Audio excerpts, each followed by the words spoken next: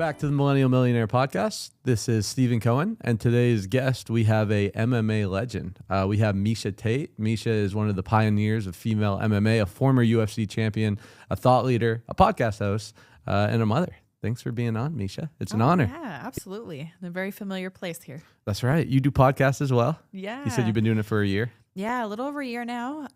It's Built for Growth is called my podcast. Love it. Yeah. What was the inspo behind that? My coach who passed away, he took his own life, which is obviously, it was devastating because he's a mentor to me. And he would always say that change is inevitable, but growth is optional. And I was like, you got to choose growth. Like you gotta do hard shit. You got to get outside the box. You got to go for it. You got to jump before the net's there. And that's kind of been my mindset, but it just came more to fruition with him and through his coaching, and so did my confidence and everything. So that's kind of why I jumped into podcasting. I thought, well, that's a good way for me to give back and help people grow into their growth mindset.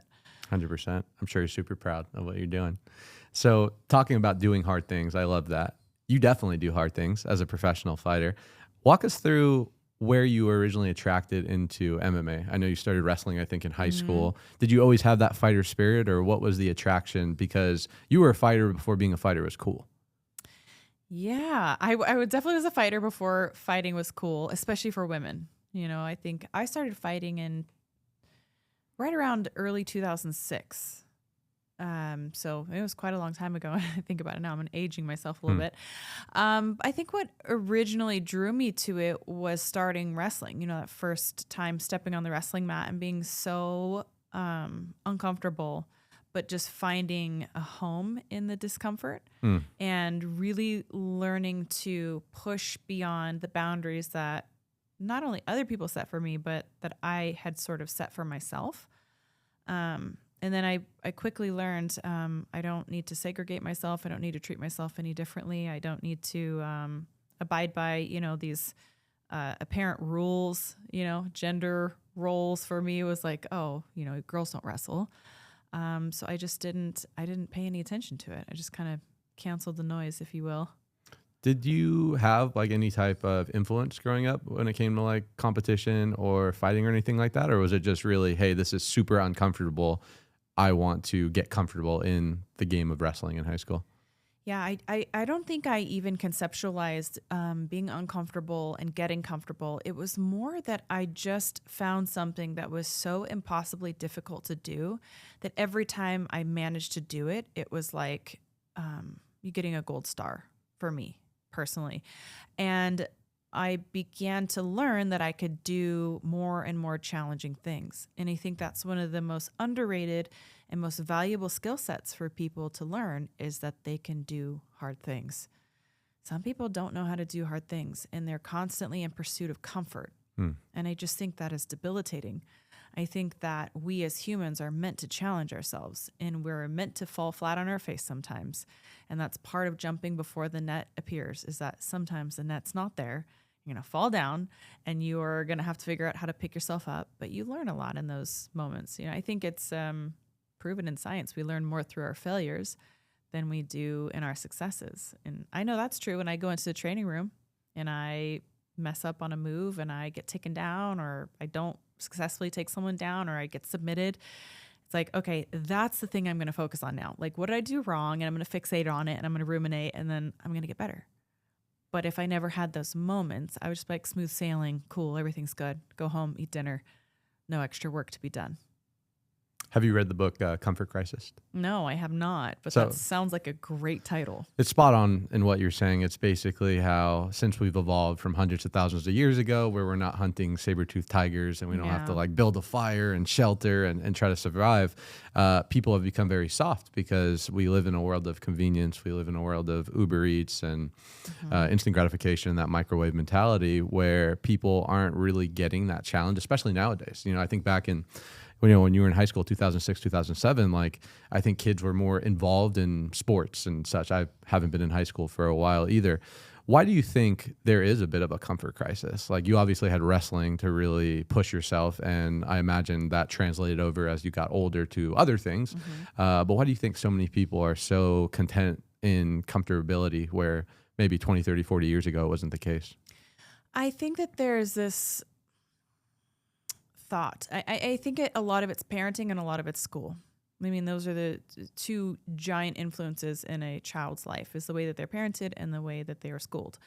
And I think that parents these days are in too much of a hurry to please their children. And I think that we need to set healthy boundaries and help our children work through hard times. I think we can't avoid the difficult times. You're like, oh, you were going to go on a play date and the friend can no longer go. It's like, that's a hard thing to deal with as a kid. But like, you know, some parents like won't tell their kids that things are happening until right when they're going to happen, just in case they don't happen, you know. But it's like, it's a good opportunity for kids to learn that things don't always work out their way, but it's difficult. It makes parenting harder.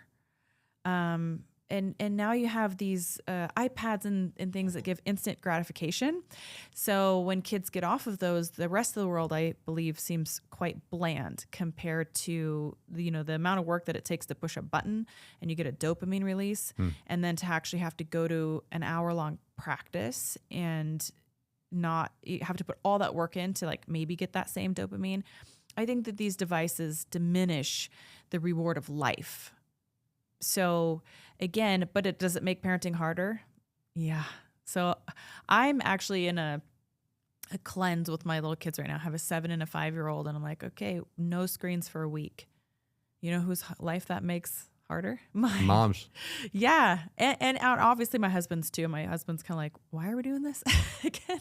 Like, we just need a purge. Like, we need to clean. I'm tired of the expectation that they come home from school and it's every day. That's what they get. And if we don't get it one day, that this is a problem. Like, they are becoming reliant on it. And I don't like that. So there's that. And then I think schools are getting softer and softer too. Less sports, less PE. PE's being cut, a lot of extracurriculars. Home ec, that's not even a thing anymore.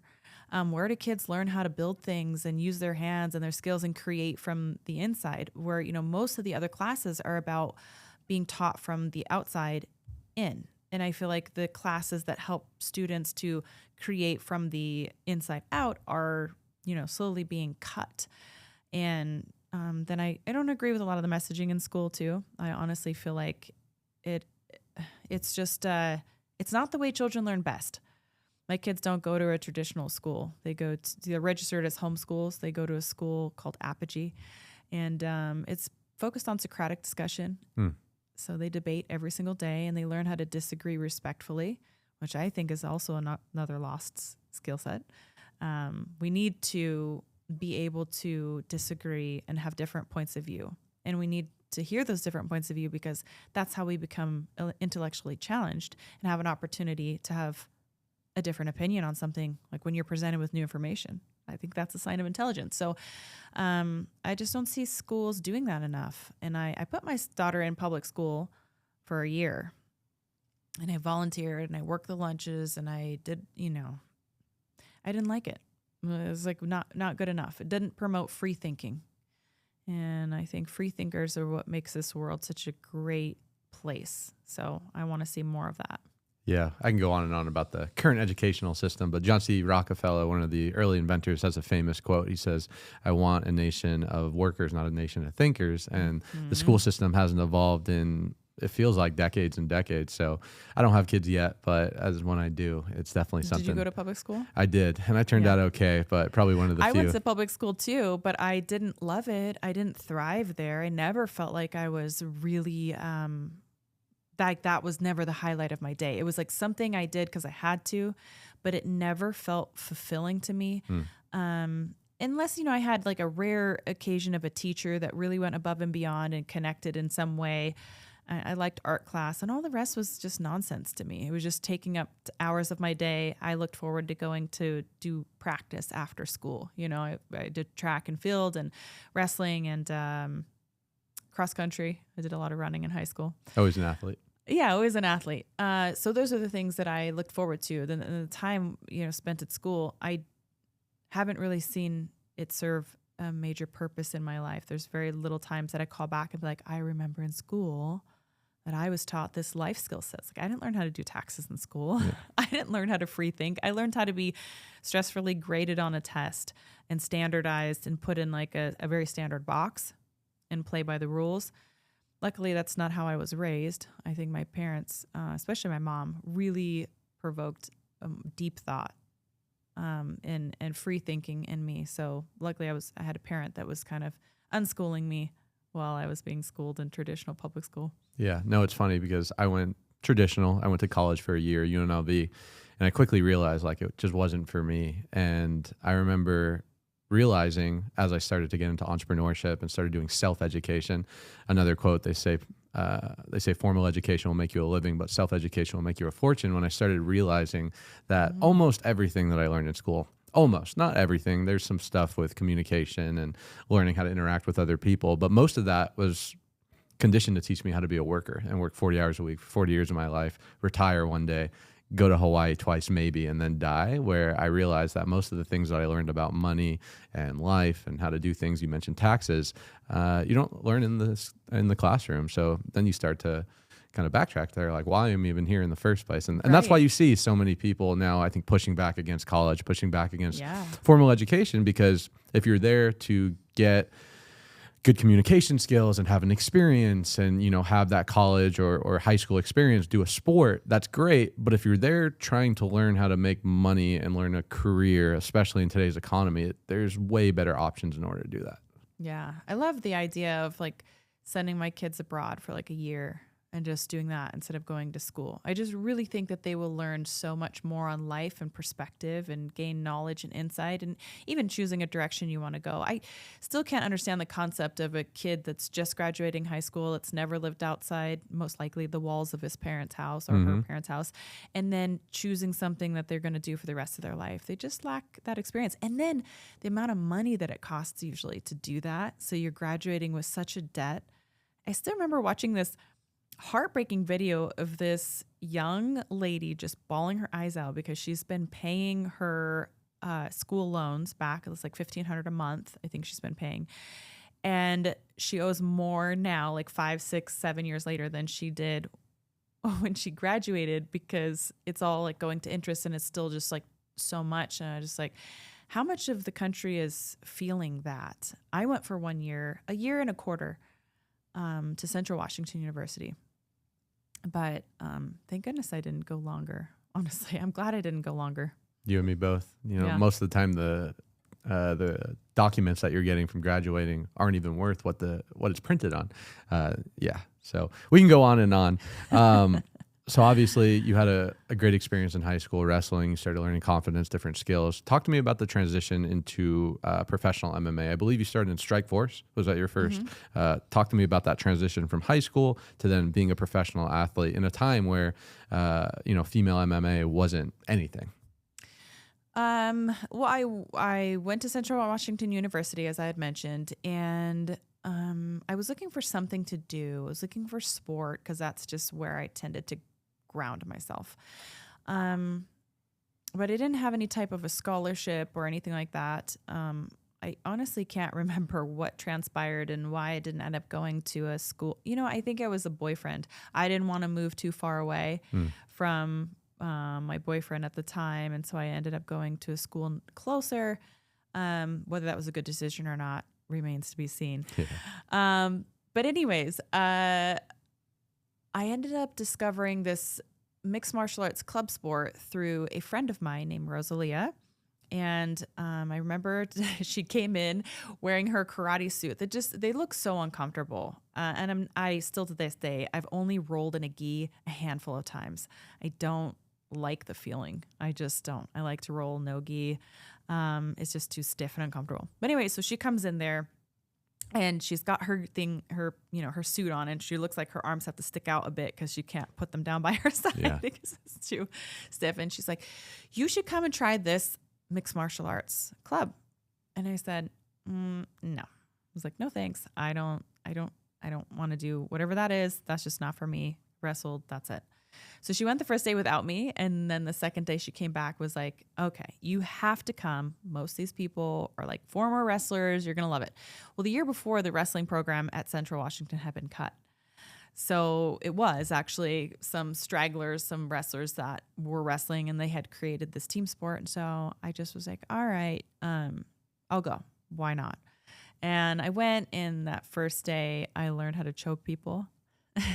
Hooked. Yeah, it was great. I was like, this is great. I could add this onto my wrestling repertoire, but I had no intention of like learning striking or fighting. I think it was 3 weeks later though that I had my first fight. So yeah, well, maybe like 6 weeks, but I had 3 weeks of stand-up training. It wasn't long before I just dove in and had my first fight. What what was that transition like from having the identity of, hey, I'm a wrestler, to now exploring MMA? Because this is what, 2006, 2007? Yeah. So MMA wasn't anything. I don't even know if Mm-hmm. UFC was around, maybe the early days. So to be a female in this container doing something completely against what most people would view was probably a bit uncomfortable. But it was also, I imagine you had that mindset from wrestling that you are doing things that are against the status quo in order to, again, learn more about yourself. Yeah, that's exactly it. I just was interested in learning more about myself and challenging myself. I was definitely addicted to challenging myself and overcoming the things that I didn't feel like I was going to be able to overcome. And oftentimes, each practice provided that for me. So I began training in mixed martial arts. Again, I jumped in with very little experience. I would consider myself pretty much still a wrestler. Like I barely knew what an armbar was or an armbar escape, couple basic chokes, and that's really it. And as far as striking goes, I really was as novice as somebody who's never done it. So very green. And I just jumped into it because I wanted to just try it. I just wanted to challenge myself. I remember what happened. I was sitting at a mixed martial arts event. It was an amateur fight card in Yakima, Washington. And I had never seen fighting before. I mean, the UFC did exist, and my dad still argues to this day that we watched fights together. And I'm like, well, you must have been watching them. I don't know what I was doing because I don't really remember that, But I wasn't interested in it, obviously. So I'm here at this amateur event and I'm watching these warriors go out there and lay their whole heart and soul out for everybody to see. And that was something that resonated with me.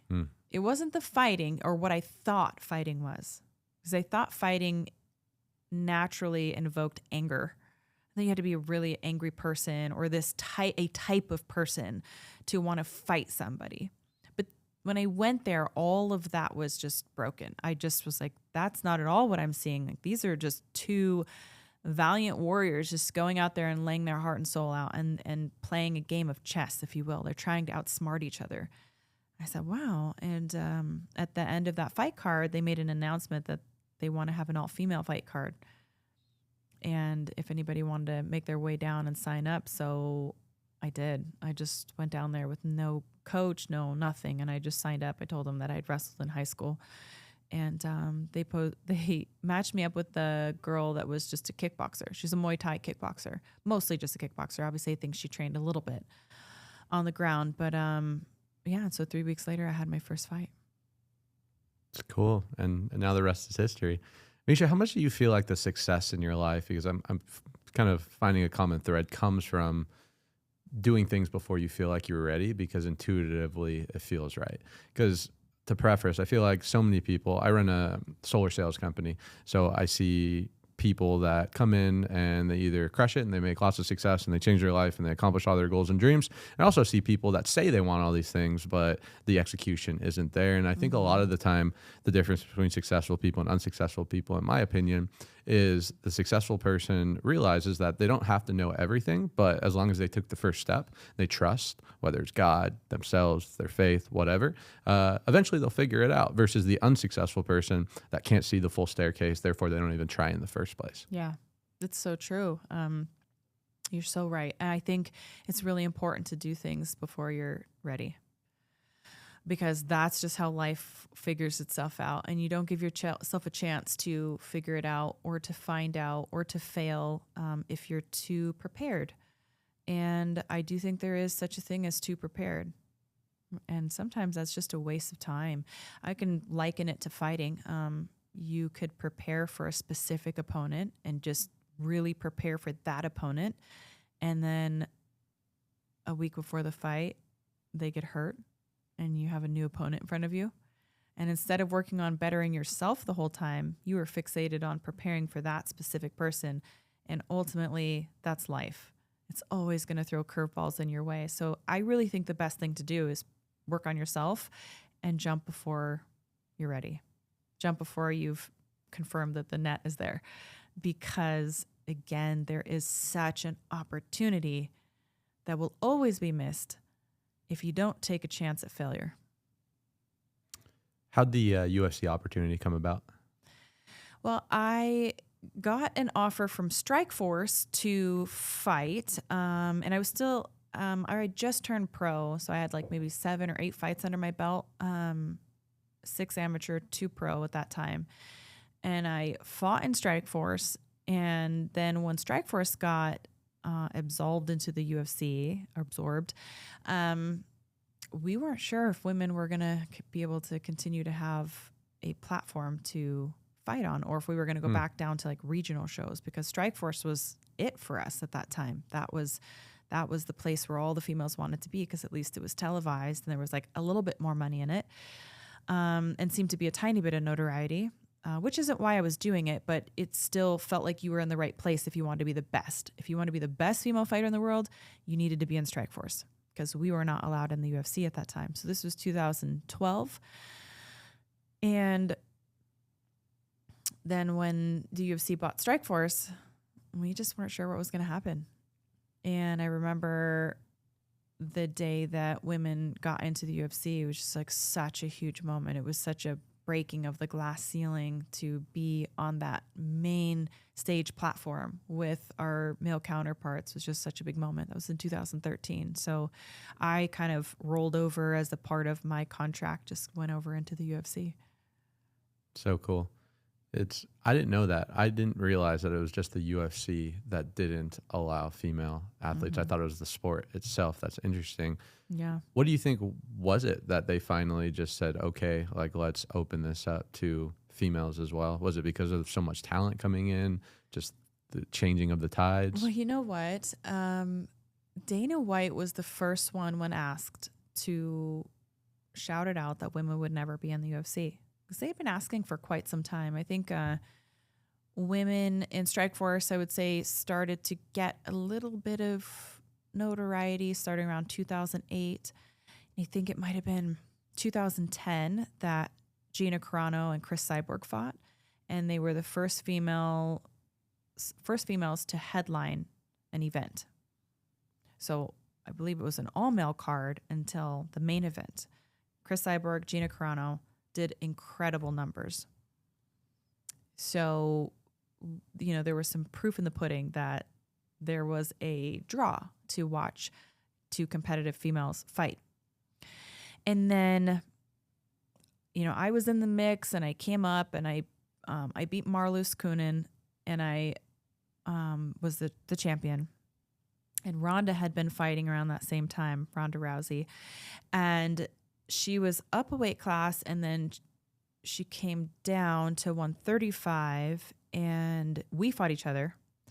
And that was the last female fight that happened before Strikeforce took over. And it was that fight that changed the minds of Dana White and others. So I think Lorenzo and Frank Fertitta had already been interested in bringing women's MMA over, and I think they were more on board before Dana was.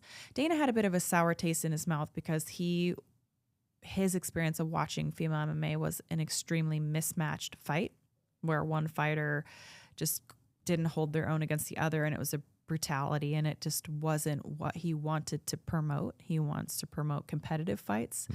And so he kind of sat on his haunches that there weren't enough women to make competitive fights, and he wasn't going to promote something that couldn't be competitive.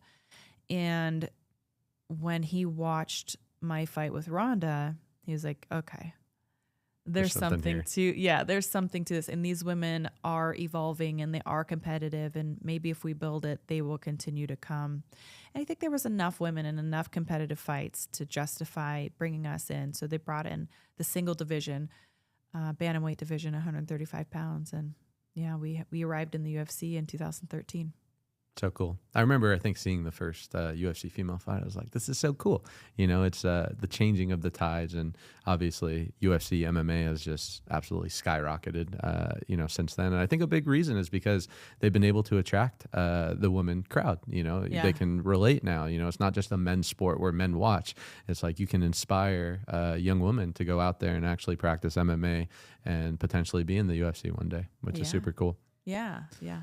Miesha, was your goal always to be a champion? I know as you made the transition over to UFC, you know, your goal wasn't fame and fortune. It was more following something that you felt like was good for yourself and something you had passion in. When you got to the UFC and now you were exposed to this platform, you saw the upward mobility. Was the goal always to be a champion, or was it more of a byproduct?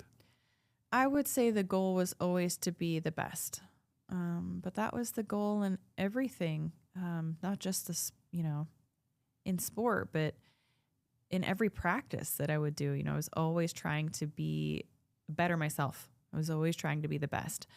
I would say that I was a bit short-sighted though, because I thought that being a champion was everything. And I found out once I became the champion that it was a hard lesson to learn, that it wasn't going to fix anything. So yes, I would say when I joined the UFC that being the best was my goal. It took a little while before we could even, you know, tangibly see a belt, you know, because we came over and we were fighting and there wasn't like a champion yet. So yes, I wanted to be the champion. I wanted to be the best. Jim Carrey talks about in one of his famous quotes, he says, I wish everyone can have all the fame and accomplish all their goals and dreams to realize, you know, that's not all there is to life. It sounds like that was a little bit of your experience having this mountain that you ended up climbing and obtaining. Talk to me about that experience a little bit, because in success, and you can talk about this in fighting, you can talk about this in business, you can talk about this in life. I think people put their goals and their dreams on this pedestal. And then when you get there, for some people, maybe it tastes like they thought it would, but other people, it feels a little bit empty. So for someone that has had this pinnacle of a goal and accomplish it, how did you feel during that moment, and what did you take away from it? First of all, I love that quote that you had. I've actually quoted Jim Carrey, the same one, and I think Daniel Cormier quoted me quoting Jim Carrey for one of my fights, because I was like, this is so important. Like, I am doing this in the latter part of my life and my career because I want to and because I love it, and for no other reason. I have moved on from the accolades and, you know, defining my worth in being a champion or even a winner. And now I'm looking at the effort that I put into this and enjoying the journey and being effort-based instead of outcome-based. And I think that's a big shift in my perspective, because I retired for about 4 or 5 years and I didn't think I would ever come back to the sport. I had just fallen out of love with it. I was exhausted, and I'd been a champion and I lost my championship, and then I left the sport and I came back. And in chapter 2 for me, it was so much more about finding the best version of myself and knowing that I got an opportunity to shake the hand of the woman who is the best version of me inside that octagon. And that was really my mission. And it really hinged on nothing else, or not my opponent, nothing. It was just about a self-growth and that growth mindset and really pushing myself to be my very, very best. So I think for me, that whole process of falling on my face after becoming a world champion and realizing how it didn't solve the problems that I needed to do the work on. Nothing was going to. A shiny gold belt wasn't going to. All the admiration, all the money, the fame, the interviews, the likes, the follows, none of that was going to fix me. I had to do the work on myself, and I had to pick myself up and decide that I was worth that, and that I was worth more than being defined by a single outcome of a night. And that's really what I had reduced my worth to, was what I could accomplish.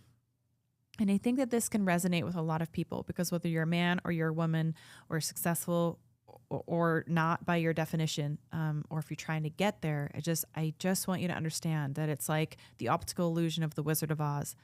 that just because you get there doesn't mean that you're going to find on the other side what you built it up to be. Unless you have done the work on yourself and you know your value and you know your worth, and you have peace in that. And I think peace is the key, because peace is not something that you can buy. It's not something you can like trade for. It's not, it is something that you have to discover in yourself, and you have to find that and you have to nourish it. Because if you leave yourself in the dust in pursuit of all these things, then once you get the things, you will be miserable. You'll be more miserable once you get the things, because you thought the things were going to fix it. And then you get the things and you're like, oh my God, now what do I do? Like, this is worse than it was before, because now I know the truth. Now I know that there's no amount of money. Now I know that there's no belt. There's no win. There's nothing that's going to fix this. And this is actually, we mentioned my coach in the beginning of this. This is the turning point where I think a lot of people may give up on themselves. And they may say, I was just sure that if I became this level of an actor, or if I was this successful of a musician, or if I had this house and the wife and the kids and the car and the shoes and the name brand and all those things, like, that was sure to make me happy. And if I have all those things and I'm still unhappy and unfulfilled, then maybe I'll never be. And that's not true. It's just that you have to dig deeper than that. You have to understand that all those things, if all those things left you and you had nothing else but your worth and your peace, could you be happy in that? Have you done enough work to build up the inside, the internal value of yourself to say, if everything went away, I love myself? If you can't do that, then I'm going to guarantee you, when you get all the things, you're still going to be just as broken of a person. Bars. There's a little mantra that I wrote in my journal a couple months ago. It said, are you still at peace when you don't get what you want? And I think it's a really good reminder. My follow-up question for you, because that was amazing, is do you need to get to the top of the mountainside, win the belt, get the promotion, get the car, get the life, get the status in order to realize that? Or can people realize that and make those adjustments and that awareness before getting to that shallow, empty place? Well, I needed to, because I wasn't willing to listen to anything else. And I think it depends on where you are at in your personal journey. If you're listening to this podcast and this means something to you and you haven't gotten all the things, you can do it before you get all the things, and then you hit rock bottom while you're, simultaneously at the top, which makes no sense. But it happens. But if you are in a relentless pursuit and you're not willing to listen and you're not willing to take that information in, or you're in denial that that's you might have to get to the top to hit the bottom. And I mean, I don't think there's a right or wrong way to do it. I think there's all opportunity to learn and to grow. But I would say that if I could go back and give myself the knowledge that I have now, I would do it differently. But I'm also grateful for that opportunity, because that breaking point is truly what got me to where I'm at. It just took me a little longer. It just took me a little longer, but still earlier than many. So, I mean, life is a unique and individual journey. And I think no matter how it works out, it's all perfect.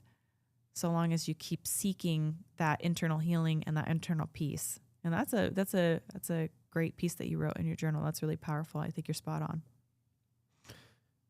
How do you navigate the peaks and valleys of the fight game? Because like life, there's peaks and valleys, there's ups and downs, there's trials and tribulations, but fighting is a whole nother level, because physically you're on national television, your career is a couple wins or losses away from make or break in the fight game. How do you navigate that? So much scrutiny. That's the hardest part about being on a public platform and being in a sport, is that you already grade yourself in such a ruthless way.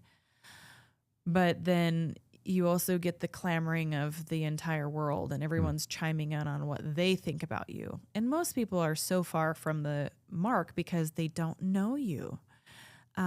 They know what they see of you or what's presented, but they don't know you. And I have been told many, many times that I'm such a confident person, that I come across as very confident. And I would argue that it is not confidence that got me to where I'm at. I do think that I'm a confident person now, but that's not what got me there. Most of the time and most of the things that I did, I was not at all confident, but I was mentally resilient. So I think it's the mental resilience and the willingness to have self-reflection that builds the confidence. It is the doing the difficult thing, being willing to fail at it, and be resilient because of it. But like already make up your mind that you're going to do it. You are going to take action. You're going to do whatever it is, whatever that calling is. And I get the weirdest callings sometimes. Like, it's like, I need to go to the animal shelter today. Right? They're just like so random. Like most people probably don't know that I go and visit the animal shelter for like sometimes like 3 or 4 times a week. Wow. I'll take my kids and we will go and they'll play with the kittens and we'll spend hours there and we'll just love on the animals and we'll donate food and we'll take dogs out. We'll foster them. But like that is filling my cup. It's like my calling for that day. And you know, sometimes it's more challenging things than that. But I guess the point I'm trying to make though is that listen to your callings and find your peace in those things that mean something to you. Don't let the world create this simulation for you that tells you what you're supposed to value and what you're supposed to, you know, be worth and what you're supposed to do. So I think if we could just break out of that a little bit, if we could just snow globe it, just shake that whole concept of what our purpose is and what our peace is and what defines us and what truly gives us that sense of happiness, because I think happiness is emotion that comes and it goes. I don't think we're meant to live in happiness, but I think we're supposed to live in peace and we're supposed to live in purpose. And those are two things that I think that we are supposed to find and have that be kind of the rock and the basis of us, you know, and our spirit, our mind, and our body. Yeah, self-awareness, I think, is so important in a world where you're always getting bombarded by things trying to take your attention, trying to program you, trying to give you inputs to eventually condition you to think a different way. I mean, I've had experiences. I've done a couple kind of like ceremonies outside of the U.S., you know, Costa Rica and certain things where you basically just go, you detox, no phone, no technology, no screen. You do some things to really connect you deep into nature. And you leave feeling so clear, where when you get back to the United States or you get back in society, you almost have that ability to separate your thoughts from what everything else is trying to program you to think. And I imagine in fighting, that's so important to come in clear. Jiri Bahaska is one of my favorite fighters right now. And he talks about, you know, he goes to these silence retreats and all these things. You know, he's a different person in itself, but I think in life, it's really important as well to have these different practices fill your cup, because as you go into whether it's the octagon or your workplace or the battlefield of what we call modern day life, if you are not dialed, then you're just not going to show up in the best version of yourself. And that's unfortunate. Yeah, that's very, very good. I think I love Yuri too. He's such an interesting guy. When you have a conversation with him, he's kind of a bit stoic, but he's different. Like you can tell that there's a lot going on. He's processing a lot at all times, which I just find interesting. I am a fan also of plant medicine. I've never gone outside of the U.S. to explore any journeys beyond that, but I've had one deep experience with mushrooms, and that was life changing for me. I mean, it certainly changed my thought, and it made me more sort of empathetic, sympathetic to those around me, and that everybody's going through a hard time. Like everybody's going through a difficult time. And,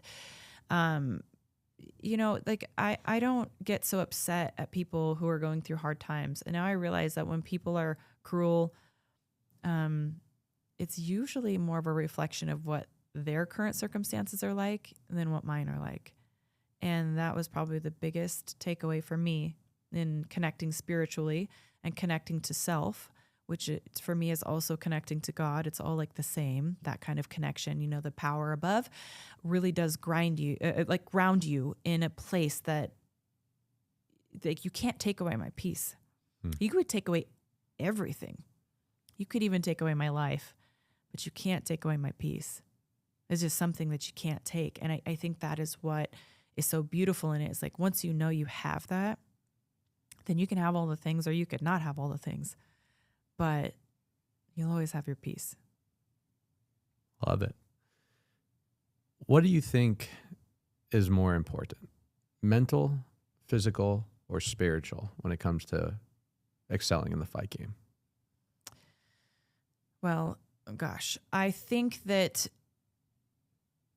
I it's so backwards now because when I started my career, it was I prioritized physical, and I think I had strong mental because I pushed myself outside of my comfort zone, and so I didn't focus on the mental, but I think it was a byproduct of, constantly pushing myself in the mental places. And you go to the mental places oftentimes by how you push yourself physically. So I think I didn't understand the depth of it. So I would push myself physically and I would gain something mentally. And where I disconnected was spiritual. So I left that really behind. And I got pretty far with that. I mean, I got to becoming a UFC world champion. Best in the world. Best in the world, one of one. But it all came crashing down at that moment. And it was the worst kind of crash. It was the most broken kind of, I don't know who I am kind of crash. And that was because the foundation, what really supports the structure in the storm is the spiritual. And the spiritual changes the mental. And the body always follows the mind. So now I prioritize the spiritual and I feel much more connected in everything else that I do. And not just to myself, but to those around me, even people that I don't know. I feel like everyone is a very small degree of separation from myself. So I look at people as an extension of me and vice versa. So it's like we're all connected. And so with the kindness that I want to treat myself with, I always try to remember to treat others with those. In that kind of awakening for me was, again, another life-changing epiphany, a moment. I was like, oh my gosh, you are me and I'm you. Like we're all on this same energy circuit and you're probably not that different than me, and if you're going through a hard time, then I'm, instead of hating you for that or allowing your hate at me to, make me resent you, I'm going to feel sorry for you in a way, even if there's nothing that I could do. Like these people could be, worlds away from me. Maybe it's hate on social media. Maybe it's someone in another vehicle who is just being aggressive and, but those people, it's like now instead of getting angry and riled up by it, it's like, I pray for those people. I pray that they find the peace and closure and purpose in life, because it's very clear to me when you see someone acting that way that they haven't found it yet. Because once you find it, you don't act in those ways. That's like, it's like a weight that's taken off of you. Right. So, I'm not saying that I'm a perfect person or I never lose my temper or I never cry or I never have any of those things. Absolutely. I mean, I struggle with all the same things that everybody else does, but I'm rooted in my peace and I'm rooted in that spiritual connection with God and with self. And for me, that's what I circle back to every time that I'm having a difficult time. And I think I just don't feel as lost as I used to. Do you see parallels between the fight game and entrepreneurship? Oh, yeah. I mean, I think that fighting is a physical entrepreneurship. Yeah. I mean, we're really taking our own careers into our own hands and we are gambling everything that we have on ourselves each time that we step into the octagon. So we put all the eggs in one basket and, we physically, mentally, emotionally manifest, or we try to manifest our destinies through that. So I think there's a huge parallel to be drawn. It's just a different way of taking action to what it is that we want, to be the best fighter in the world. But it's very strategic. It really is like playing chess with our bodies. And we're trying to, master a craft. And in that mastery, we're trying to physically disassemble another person's craft. And it's wild to some people, but I just think it's such a beautiful expression of heart and triumph and hard work and dedication. I definitely know that it's one of the most challenging things that I've ever had to do. And it's served me well because it, again, taught me that I can do things that I am not even sure I'm capable of. And if I just go, then more times than not, it's always the right decision, but a lot of times it works out the way that I wanted it to. And even when it doesn't work out the way that in that short-sightedness, you really wanted that win, but it's truly my losses that made me reflect in the deepest ways. So I think there was actually more to be gained in hindsight through my losses than there ever was in my victories. Yeah, it's cliche to say, but you do learn so much more from the L's than the W's. I always try to correlate MMA to business, because in MMA, it's very rare for you not to lose. Even the best in the world, right? You have your streaks, Oh, yeah. 8, 9, 10, 12, and then some way, somehow you get a little bit older, something happens and you get knocked down, and then it's up to you on how you respond. And I think it's the same thing in business, or in life. There's going to be a lot more L's than W's, but it's how you operate in the L's that determine how long you stay there until you get your next W. Yeah, I agree with that entirely. Yeah, it's a good way to put it. What inspired you to come back to MMA, to UFC? You have obviously a great brand, businesses, podcasts. I'm sure you've done really well for yourself from the time that, you took time away to getting back and putting your body on the line. What was that inspiration? For me, I was just beginning my healing journey when I came back, I would say. So it's not that I had all the answers. So looking back on it, I think I just felt like I had unfinished business, and I had done a lot of work on myself, but it was a little bit more passive because I didn't quite have the tools or the know-how or the people giving me more insight on like how to fix yourself more. So I was processing the best that I could. I'd already had my 2 kids. I had lived in Singapore for a year and a half. I had met my fiance. Life was certainly much better, and I was much more healed than I was previously. So I feel like I had unpacked a lot of the weight that was pulling me down and cut ties with very toxic relationships and just really moved on in a lot of ways. And I think because of that enlightenment, I was able to look at it and say, was it ever really the sport? Or was it me being broken? I think the sport got kind of the blame a little bit. And I said, it wasn't ever the sport. The sport's always been the thing that's helped cure me.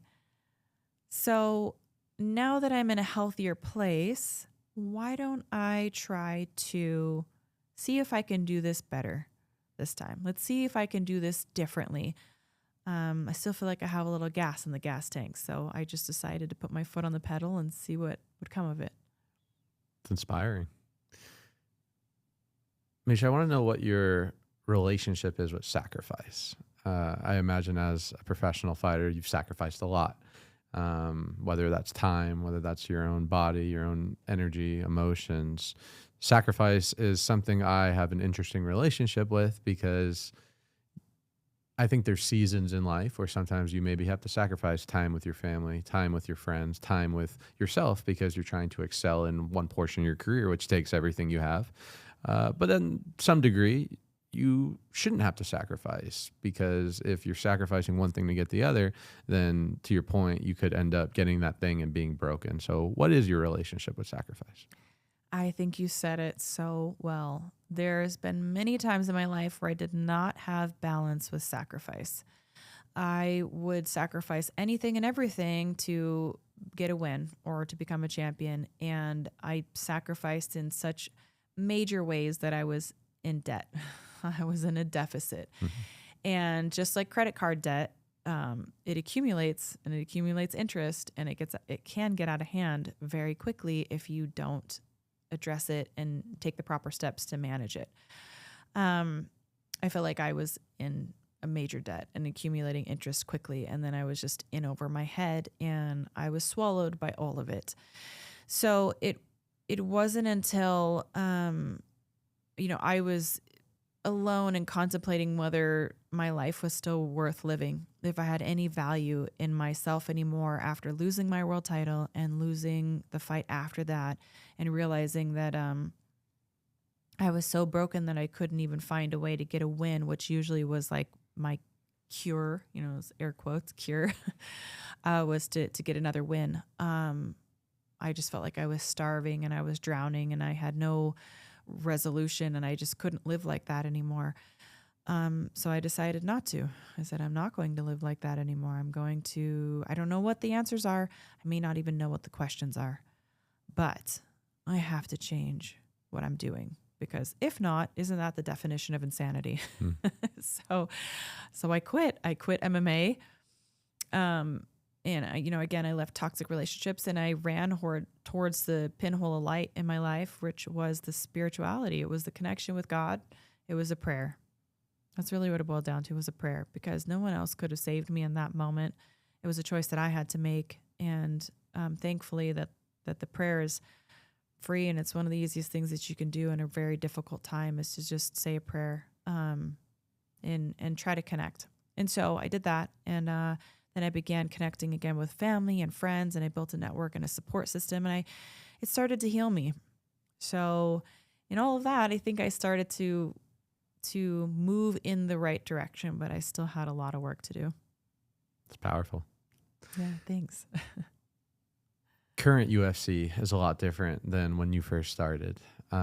What do you feel like was the reason that just the sport of MMA, the UFC, which is obviously the biggest platform in the industry, what do you credit the success of MMA and UFC, the rise to? No, so many things. I have to thank the UFC in such a major way for giving women the opportunity to be on a major platform. I can't say that it's single-handedly any one person's doing. With anything that's great, there are many hands at work, and the opportunity was there and the women were there for it, and they all worked hard and they all contributed and they all broke down doors and barriers. But, if we didn't have the help from the higher ups to give us that opportunity, we could still not be fighting in the UFC, not having made some of the best rivalries in the history of the sport, or having some of the best fights or the best comebacks or the best knockouts or the best submissions.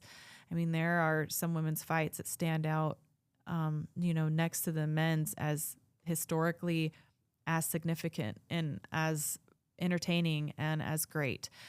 And if it wasn't for,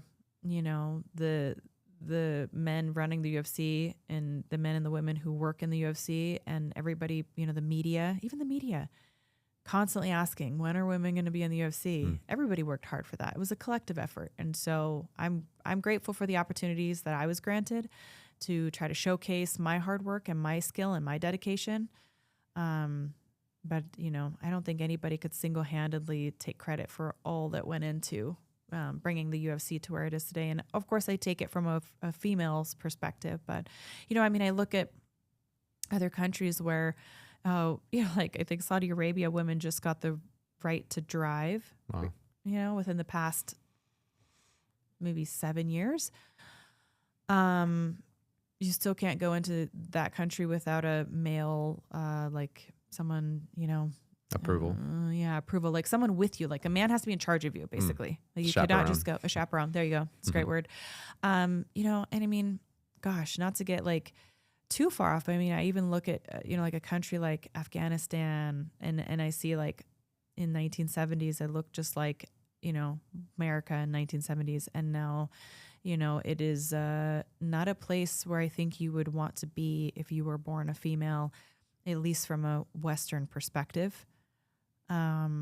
So it's, I look at these things and I say, wow, I am beyond blessed and beyond grateful. And really, I mean, all of it again circles back to, connection with God, connection with self.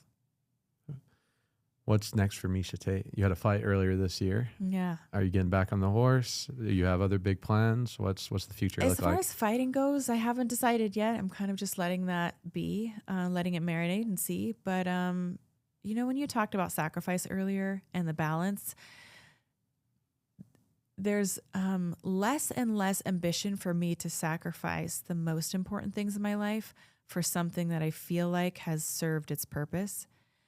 And being a present mother to my children has always been the most important job that God has gifted me with.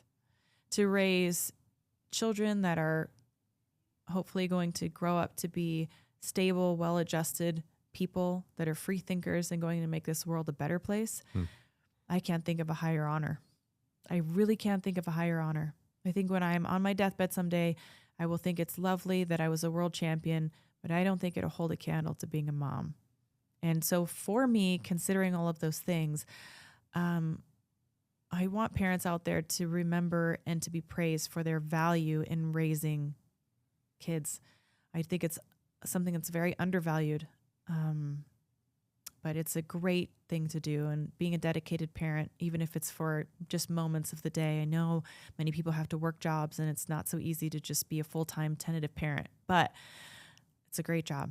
And you're doing a great service to our society and community. So most important job in the world. Yeah. Shout out to all the parents out there. Shout out all the moms. So being a parent, I want to start my own apogee. So I'm going to open a homeschool. We're going to do that in Boise. And the podcast is just another way again for that growth mindset to kind of go and do that. So that's my passion project. And otherwise, we'll continue to see where life is guiding me, but those are my main objectives right now, and just continue to use my voice in a hopefully a helpful way. Super helpful way. I hope so. Miesha, you've been amazing. Thanks so much. Where can viewers get connected with you, your podcast, if they want more inspiration and continue to follow your journey? You guys can join my newsletter at mieshatate.com. It's MIE. And then you can follow me on Instagram, just at Miesha Tate, Twitter, all the things, Facebook, those things. I try to keep people updated. I could be a little bit more active on there, but I'm also busy living my real life. So if you're willing to come along the journey, I would say the podcast is one of the greatest ways to follow along. And the newsletter, I write those from the heart. I don't have AI writing my newsletters or other people. That's something that I've maintained, control of. And so if you get that newsletter, you can be sure that at least that main body anyways, there's people who plug in my podcast and they plug in all the things that's above my pay grade, but the heart of it is from me. Thanks so much for being on, Miesha. Yeah, thank you. That was great. Thanks so much. Thank you.